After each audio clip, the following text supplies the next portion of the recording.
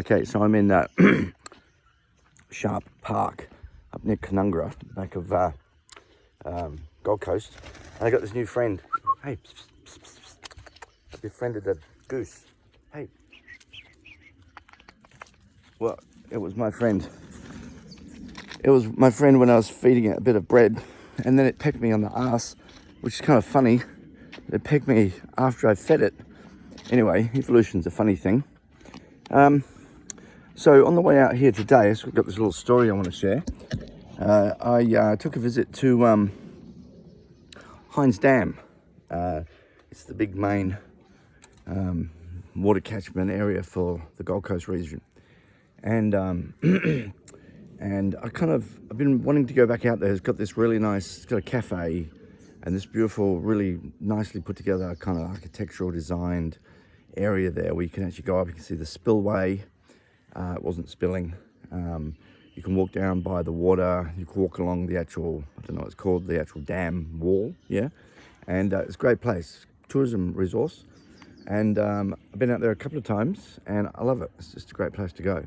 And I'm thinking, why would a Vitan minister want to go and visit a dam? You know, I've been pondering that idea for a little while. And also over the last few weeks, I've been doing some work with planetary boundaries, reading about planetary boundaries, updating, putting planetary boundaries information into the Falling Upwards magazine. And I thought to myself, this is actually a new Vita Sapien practice. We need to develop familiarity with the planetary boundaries, right? We've got to get present to the boundaries. And one of the planetary boundaries is freshwater. So the reason why you'd actually go and visit Hines Dam or whatever dam there is in your region is as a part of your developing and learning and understanding of planetary boundaries, given that the planetary boundaries are the environmental systems that need to be maintained in order for Vitae Planeta to be a safe space, a safe operating space for humanity. So I've created today a new practice. So Vita Sapien Canons of Conduct, Vita Sapien Practice, or the new terminology as of the last week is Vita Sapien Quest. Okay, so I'll be drawing up a little sheet and it'll list the planetary boundaries. And for each of the planetary boundaries, you've got to basically find a way to get present to it physically.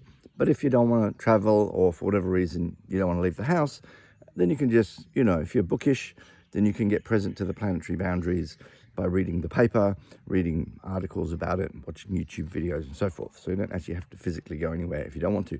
Remember, earthity, everything's got a carbon footprint now, including travel. Okay, so then I'm thinking there's actually room for another practice as well, and it's something to do with weather, and in particular, it's to do with extreme weather. Okay, and so I'm just going to think that through in a bit more detail, but I think we're going to have a new practice called Watch the Storm, and it's basically going to be an exhortation to take an interest in extreme weather events. For example, just right now, I'm actually following the development of Tropical Cyclone Debbie. It's actually a tropical depression at the moment, but I think it's going to turn into a tropical revolving storm in the next few hours. It's going to come ashore in Florida, and by the looks of it, it's going to be a massive, massive rain event, and it's going to cause havoc through flooding.